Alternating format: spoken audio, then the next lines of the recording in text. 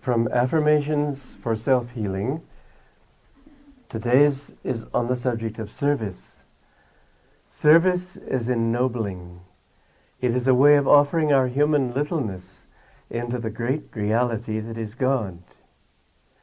Service should not be given with the thought that one is serving people merely.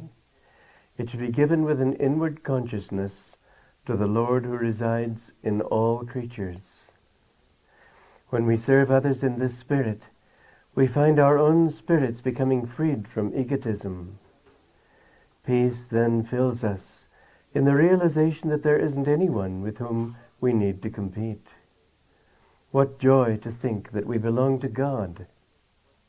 Let us affirm, I will serve God through others. I will serve God through others. And by my service to Him, release the hold the ego has on me. Release the hold the ego has on me. I am free in God. I am free in God. In God I am free. In God I am free. Let us pray. All that I do, Lord, All that I do, Lord, I do for love of Thee. I do for love of Thee. Accept the flowers of my service to Thee, Accept the flowers of my service to Thee, as I place them on Thy altar of omnipresence. as I place them on Thy altar of omnipresence. Om. Peace. Amen. And from Whispers from Eternity,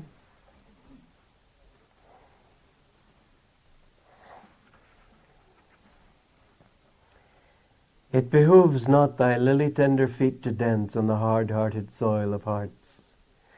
On the petals of sympathy for others may thy tenderness dance forever. Divine Mother, may I feel in my heart thy heart throbs, in my happiness thy joy, in my activity thy power of direction, in my soul thy spirit. Divine Mother, I lay all the flowers of my love at thy feet of eternity. Divine Mother, open wide the buds of my devotion and release thy fragrance, that it may spread from my soul to the souls of others, ever whispering of Thee. I pray that I may behold my love in others, and in the light of that greater love, may I behold thine unveiled face of peace. May I behold myself in others, and may I ever perceive Thee enthroned in our united hearts. In the heart of my whispers, I feel the stir of Thy whispers. In the light of my burning love for Thee, I behold Thy sacred face of silence at last. O Divine Mother, unite our hearts as one heart, and on the sacred altar of united hearts, may we find Thine omnipresence enthroned forever.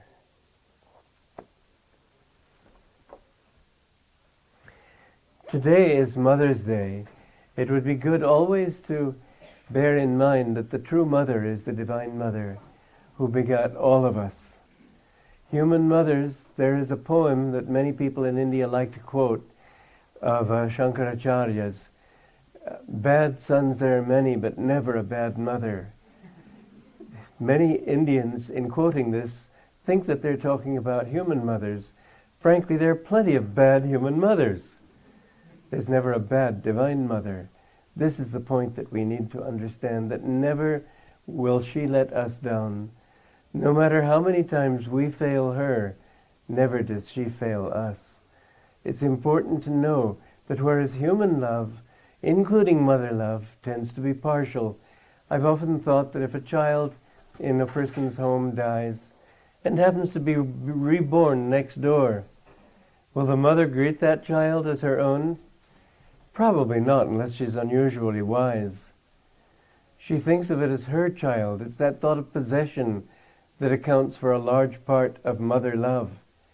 Mother love, when it's pure, doesn't think of itself, doesn't identify itself as the child as my child.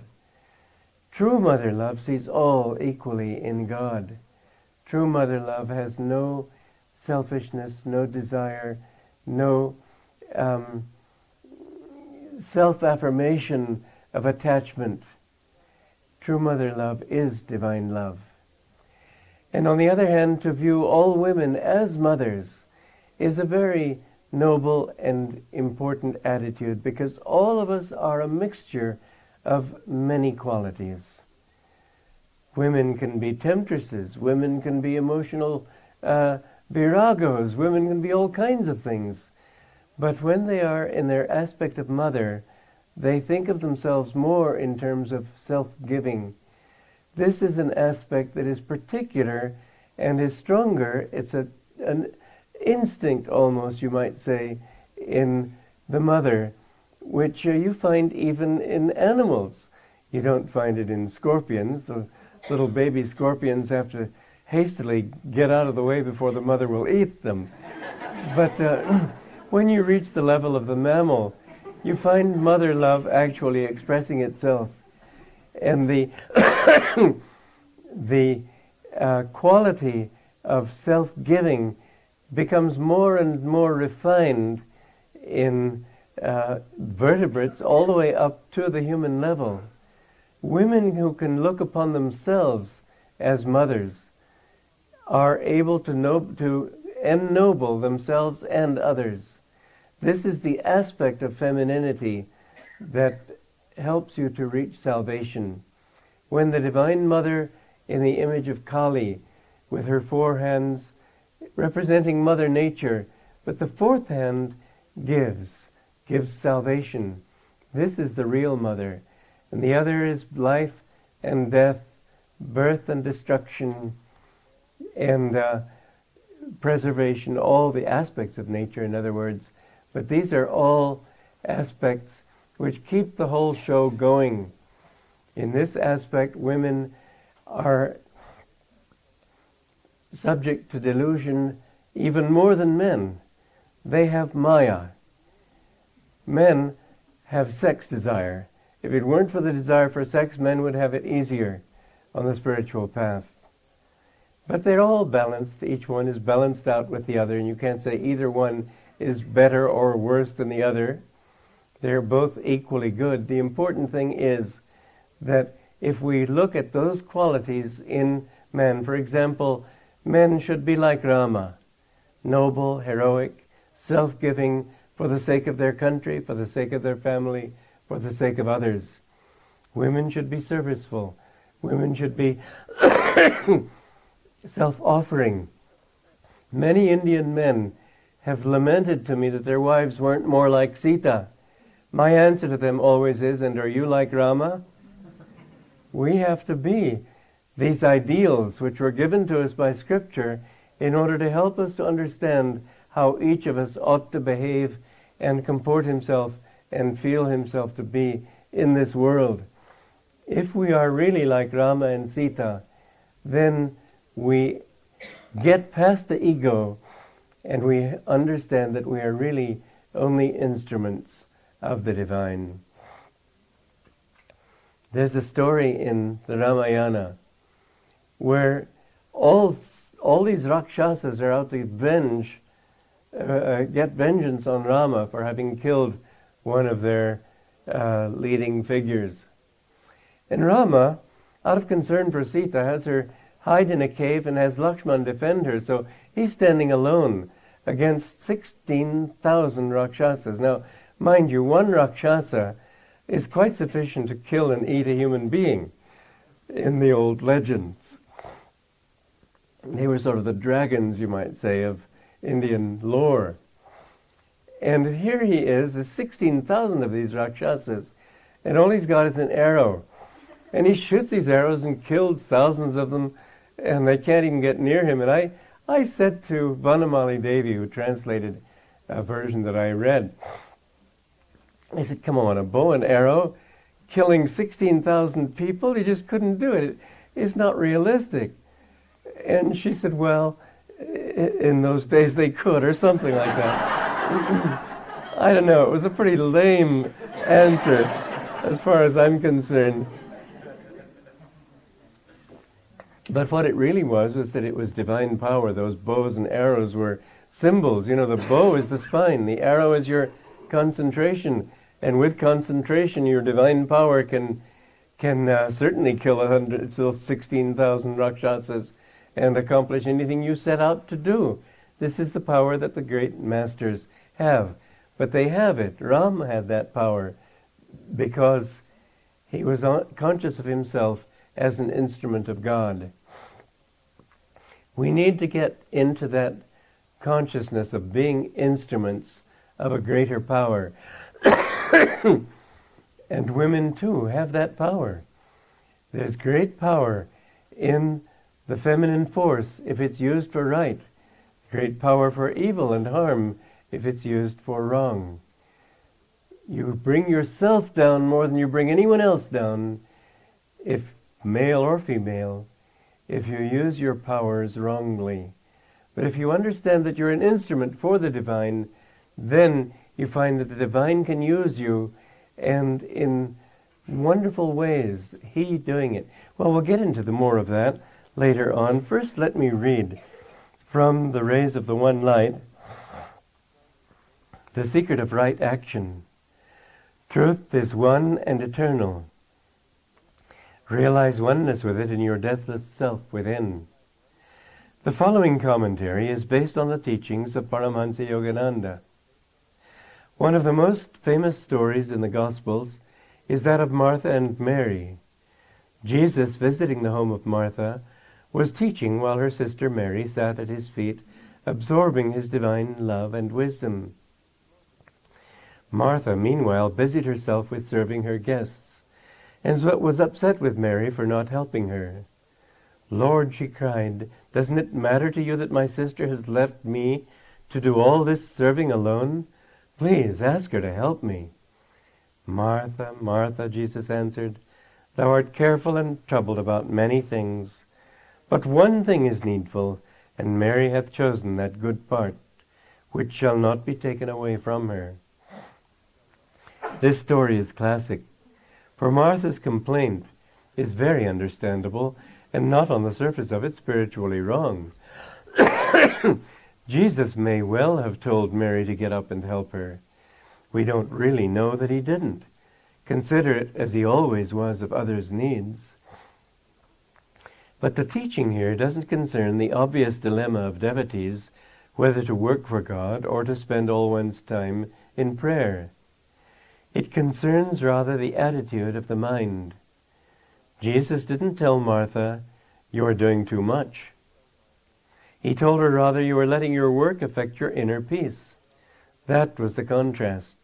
Not work versus contemplation, but restless preoccupation versus peaceful absorption under all circumstances.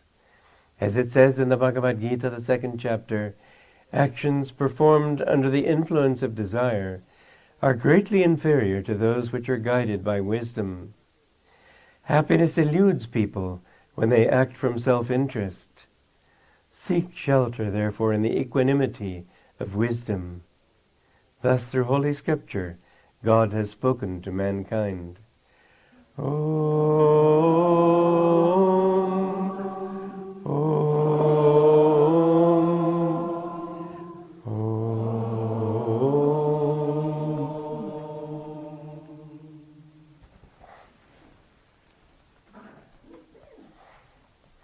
This story of Martha and Mary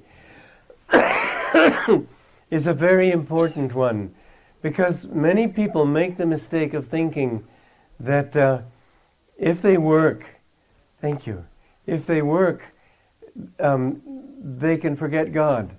This is a classical thing that you find particularly in India, where the emphasis has been much more on going into a cave and meditating. Master said he went to the Himalayas wanting to meditate. This is not told in the autobiography, but he spent more time there than he actually tells in the autobiography. And he saw all these sadhus, having renounced the world, fighting over a blanket. You can't get rid of the ego just by not acting. You can't say, "I'm not going to act, and therefore I'm not going to express my ego." You can't help expressing your ego. As Krishna says in the Bhagavad Gita, even to try not to act is a kind of action. As long as there's the thought, "I am not acting, I refuse to act. I refuse to get involved. There is involvement with the ego in some way. We were talking about men and women. You find that women are always accusing men of being egotists. Women are just as much egotists as men. Egotism is not a masculine or a feminine factor. It's a human factor. And you're born some lives as a man, some lives as a woman. Do you suddenly change and not have an ego or have an ego according to your sex? Absurd. There was one little poster they used to have during the during the Second World War. Join the waves and let the world see you. This is the example of feminine ego. Me vois-tu, look at me. Male ego wants to impose itself, its desires, its interests. Women want to be imposed upon. They want to absorb, they want to take. We need to balance both of these, and because we've all been both of these, therefore we're a mixture of both. But the truth is that we should become both. We should draw the virtues of each quality and make them one. When you look at a master, you see that he's neither man nor woman, really. He's, Master was one time on a train, and there was this porter looking at him like this and going up and down, and finally he couldn't stand it. He said, "Is you a man or is you a woman?" Master said, "What do you think?" But the thing is, he did look like a woman too. He had a woman's softness, compassion, sweetness. He had a man's strength and power. And both of these are needed. And most people have, you almost never find somebody who's wholly feminine or wholly masculine. We're all a mix. But there are certain qualities that are more masculine, qualities that are more feminine. We need to try to bring these two together and to develop that refinement in ourselves that finally frees us from what? Ego itself. Now, in all creation, you find expressed these four qualities: Mon, Buddhi, Ahankar, Chitta. Mon is mind. Buddhi is intellect, understanding, discrimination. Ahankar is I. And Chitta is feeling. All of these are necessary. Master used to give us the illustration of a mirror. And let's say that in the mirror there's a horse. And you look at the horse and you see it. There it is. But then the intellect comes in and discriminates and says, "Oh, that's a horse."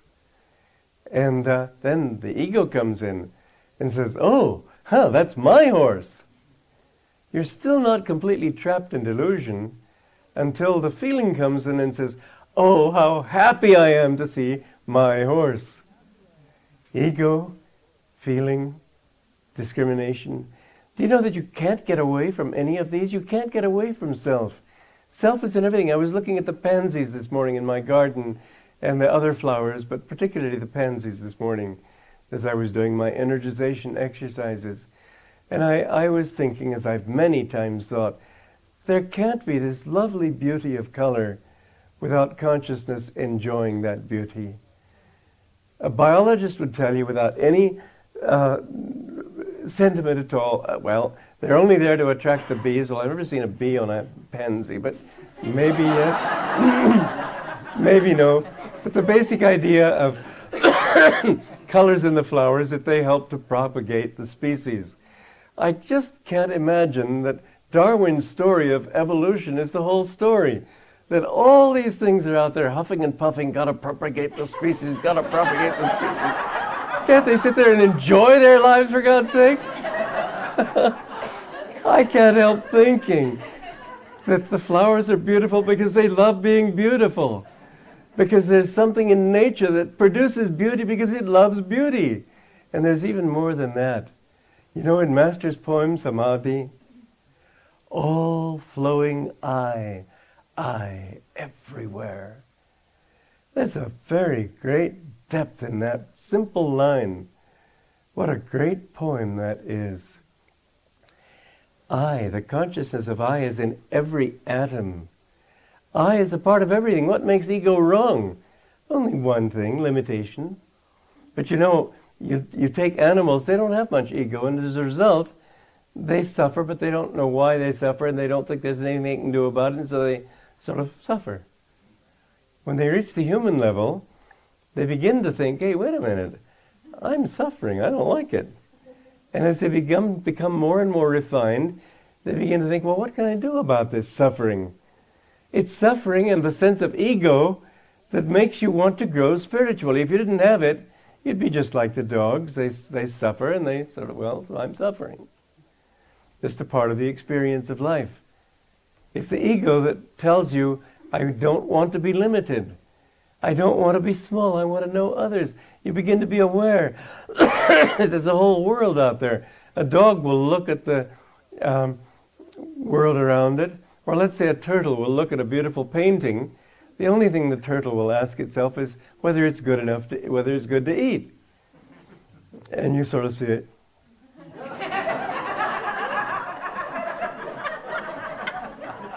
There's no particular thought of I or anything. But when human beings come into the picture, they think, now, what makes that thing so beautiful? What makes him smile? What makes her weep? What makes success? What makes her failure? Why? These questions that man asks, the dogs and the animals don't ask. And the more you ask, the more you use your ego in a good way. And finally what happens is that as you grow, you begin to think, well, I don't like being limited in this little body. I don't like feeling that, you enjoy things in such a much more wonderful way than I do when it comes to art or music or this thing. Why can't I also have that? And why do I have to, this little brain, I've been spending months now working on a book, as many of you know. And this little brain having to think so deeply, even though I've channeled it as well as I could, I must say my brain also felt as if it was in a vice. There's a lot of strain involved in thinking, trying to understand. The brain is such an inadequate instrument. And the more you can relax and let it flow, which I did to a large extent, but the thoughts were very deep. The more you can do that, the more you realize that there's a wisdom that you're drawing from. You're not producing it. You have to figure it out in such a way as to be able to explain it to other people. But you don't produce it. You don't create it. Everything is there already. That self is in everything. And that self which is in every human being is a part of your own self. It's a wonderful thing to understand that I'm not limited to this little definition of myself. I am not this little man with a name and an age and a nationality. I am simply consciousness expressed in this form, expressed in all these forms. I'm in those flowers. I'm in those trees. The more you can think that way, the more you will grow spiritually. Now the problem with Martha was that she was so busy working that she was only thinking of I. I've got to get this done. I've got to worry that soup doesn't burn and so on. Whereas Mary was absorbing that truth. Now Jesus was not saying you should only meditate and shouldn't work. He was expecting to eat afterwards. Let's imagine him sitting down at the table, if they had tables in those days, and Martha bringing her his food. I can't imagine him snarling at her for having wasted her time. I can rather imagine him saying thank you, and this tastes wonderful. But I think he would have said it tastes more wonderful if she had thought of serving God and channeling God's love into her food, because the vibrations of the food that you cook even are a part of that food. When you go to restaurants, I remember in India, sometimes we used to feel that enough of this Indian food, let's go to a restaurant where we can get a good Western meal. You hunger for what you're raised on. I always used to come away feeling sort of heavy. It was very well cooked, good food, but it didn't have good vibrations. There's a very interesting story in Paul Brunchan's Search in Secret India where he met a pundit, I think it was in Benares, who hadn't eaten for a few days. And he said, well, why not? He said, well, my cook is on vacation, but she'll be back in a few days. And he said, well, can't you get somebody else to cook for you during these days? He said, yes, of course I could, but I don't know those people. I know her character. I know her vibrations, and I'm comfortable with that. Well, that is an important thing. You can feel, if you tune into it, why does mother's cooking always taste better? Because you were raised with it and just got the habit? No, it's because the mother cooks with love for her family. And you can feel that love. I remember my mother, she would invariably come out saying, oh, disaster, oh, I'm so sorry, I've just ruined this meal. It was always the best meal you ever had. But the consciousness is the important and missing ingredient in a lot of food. There should be that consciousness in everything that you do. What makes it a pity that handicrafts have sort of gone out of style? Because it costs too much, and so you end up buying a machine-made thing. But when you buy something made by a person and with love, there is something there, and you do feel it. I was remarking the other day, when you get a CD, the music, as far as our ears are able to tell, is perfect. It's completely true to the original sound. But you can't tell me, and I'm almost deaf, that there isn't a real difference between that and a live orchestra. There's just something in that you can't reproduce on a CD. There's something in everything that we do that is a matter of vibration and consciousness. Martha wasn't cooking with that consciousness.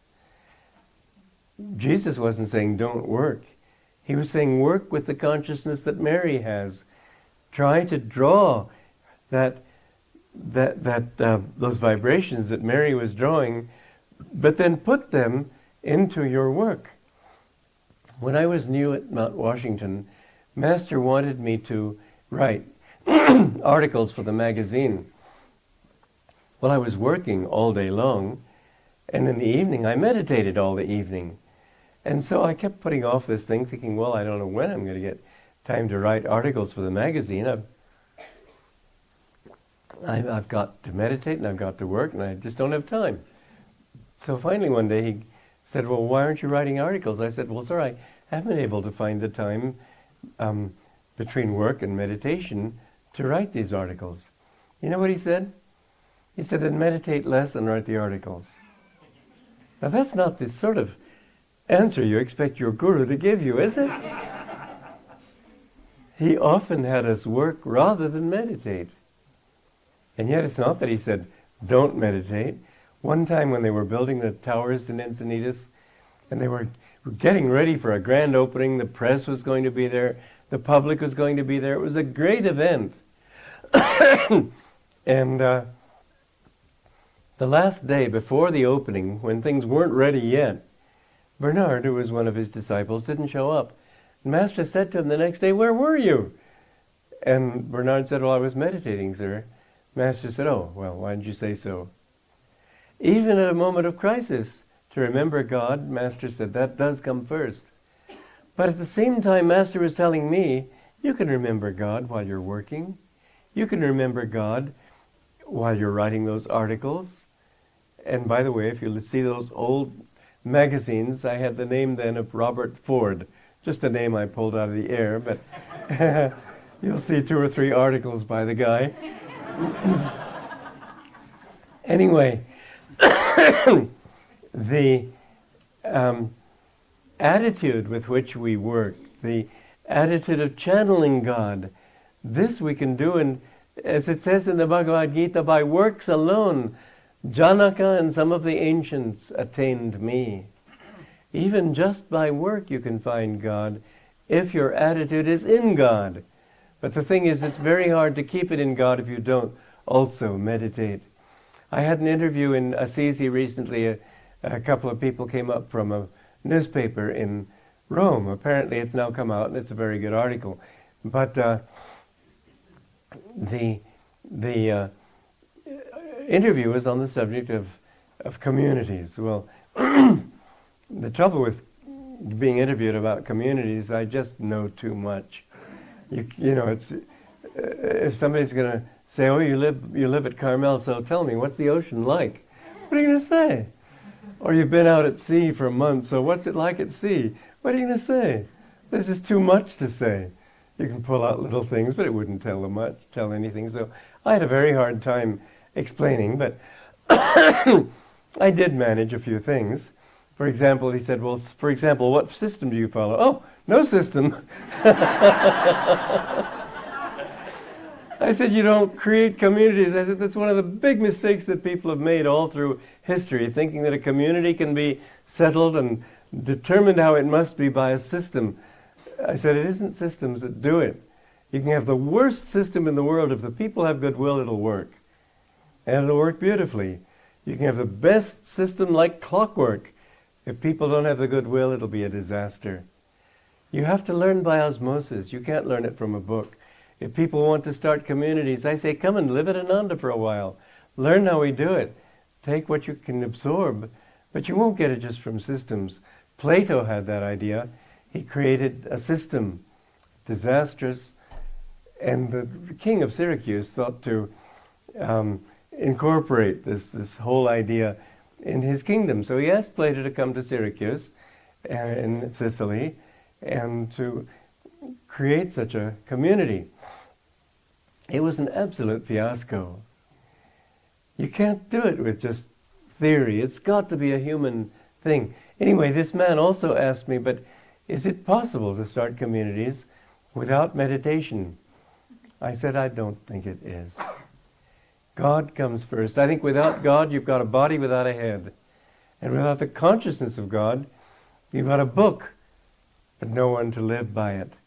Meditation is the most important aspect. That's again why my Jesus was saying that Mary hath chosen the better part.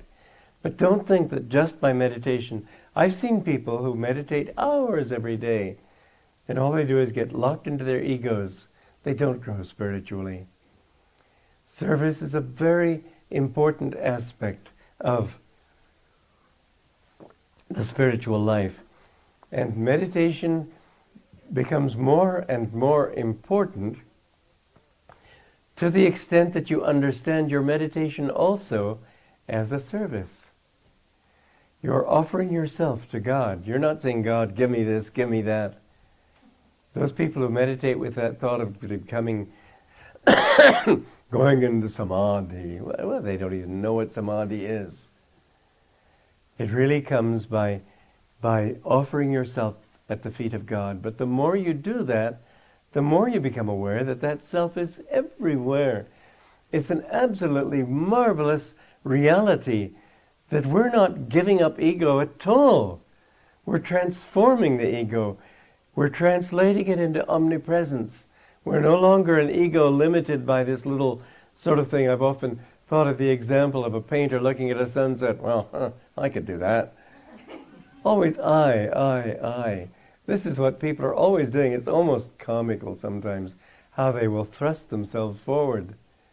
And yet I is the most marvelous reality in the whole universe. I, everywhere. Every single petal on a tree, every single leaf, every flower, everything.